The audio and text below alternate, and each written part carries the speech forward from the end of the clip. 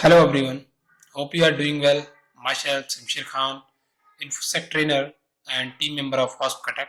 We just started a series on Python 3 for application security. Welcome to the scanning section of ports and vulnerability scanner part 4 and section A of the advanced port scanner first video.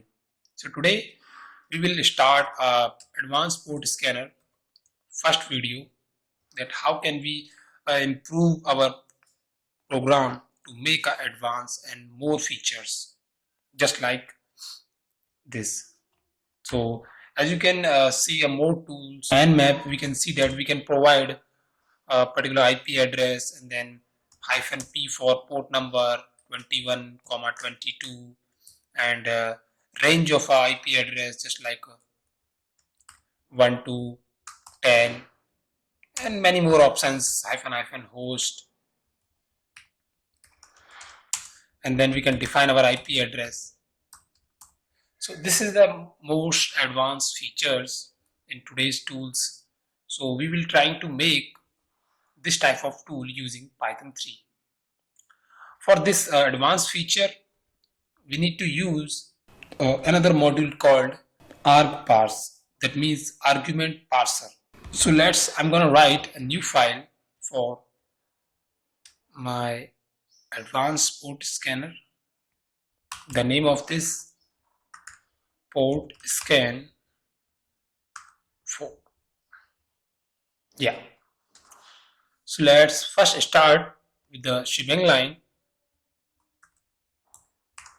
User bin Python 3 and from socket import or all function we are importing.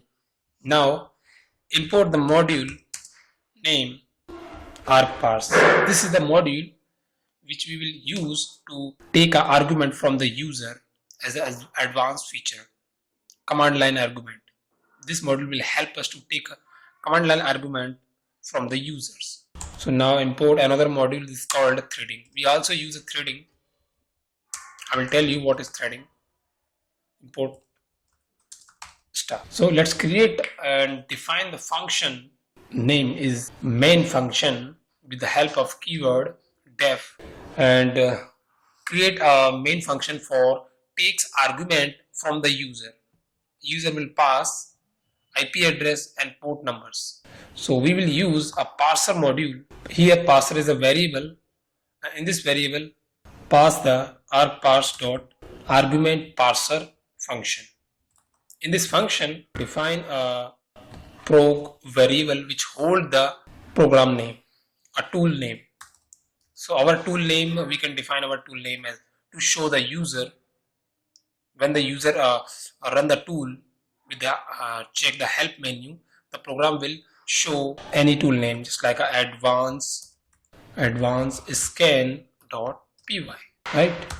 And then usage, the usage attribute will print the string or a variable value. So we use percent and prog variable. Prog variable value is advanced scan.py. This is the variable prog and there is a value of advanced.py. So this advanced.py holds here, right? We assign the prog to here, and then this is the usage of that means a help menu for the user. How user can understand how can I run this program. So this is the we will creating a help menu to understand for the user. The usage -d for a domain name. The domain name can be either sam.com in my case, -p for port number with the separated comma. So this is the feature we are adding in our code, okay, that the user can pass the multiple ports number with the separated comma. It's like 21 and 22. That's it. After that, we add a description attribute. In a description attribute, we can define the functionality of this program. What program do? So we can define scan a port. So this is the description for this our program. When the user run the program, this message will display on a screen So let's take the argument from the command line. When the user pass the argument, just like this, advance scan.py -d sam.com -p port number 21 and 22. So this is the argument which was passed from the user for the domain name, and this is the port numbers which is passed from the users. So this flag or this switch will take the value in our variable. This is also called a variable. We can also call this a variable. This value in this value sam.com is hold in this variable, and these values are also hold in this variables. So we just create the argument, and how can our tool will take the argument from the user. So parser, this variable argument -d, we are denoting host name with -d, or we can also denote with --host. So when the user pass the IP address or a domain name, so this value is hold in this variable, host variable or d variable. We can use -d, or either we can use --host to denote target IP address or target domain. The both variable will hold the same value of this. After that, we define what -d or -host does or do. So this is the help attribute which will define, specify or target domain. -d and -host define the target domain, denote, right? So let's create another argument for port number. So there is a multiple ports number, not a single particular string or particular integer value. This is a comma separated values, right? So this will comes with a as a list. So we need to split these values into multiple parts as the user pass the values. How many ports? Parser dot add arguments -p for port number, and we can also denote -port, and then help attribute, it will define the option, specify target ports separated by comma. So from the command line menu, we takes two value, domain name or port numbers, in a variable -d or host. The both are variable take the same value, domain.com, and this variable p and port, the both variable will take the value from this. Variable is different, p and port, but the value can be same. I will show you. So now pass the argument to the parser. Now we take the argument from the command line. Now we need to pass the argument to the parser function or parser variable. So I will create another variable, parser dot args. Now the variable has been passed. Create another variable to hold the values, and also create a again host variable.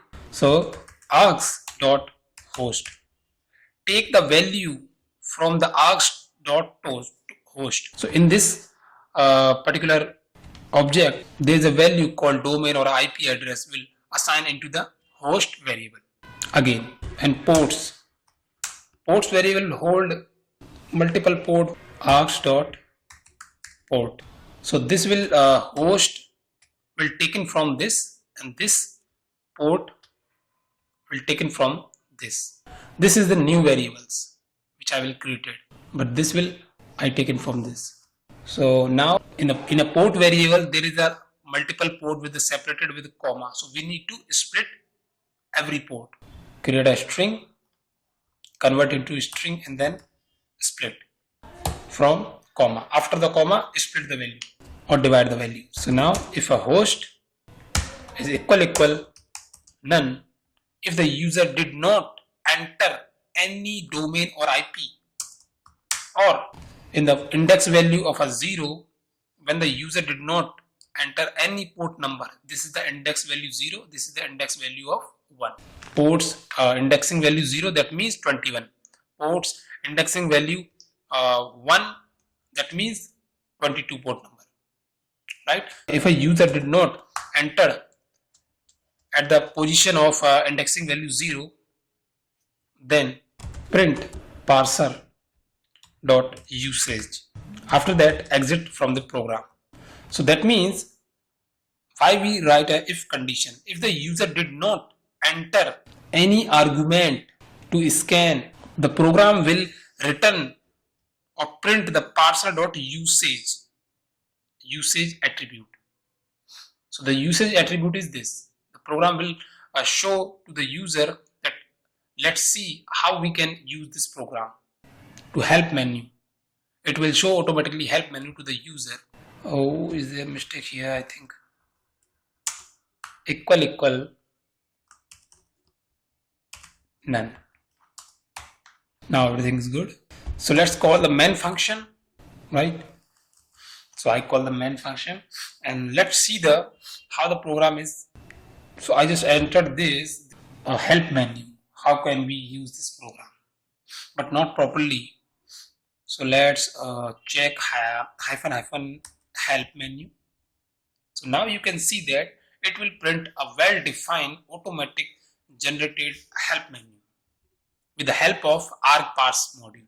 Usage equal to advanced.py -d for domain name -p for port number with the help of with the separated with the comma. So this is the description. What type of tool is do this? Scan a port on a given host name or IP. This is the optional argument. -h for help menu, D for host, or you can also use -host to specify the target domain. -p for port number, or you can also use a -port. It is also denote to port numbers. This is the description of this -p option. So this is the fancy help menu of a program. So this is the first part of this advanced port scanner series. In the next video, we will create another function which is called port scan function. Port scan function, and this function will hold the value or takes the argument host and port, because we get the value from the user. Host and port, we get the value, then we will try to scan IP address on a particular port number in the next function. Thank you for watching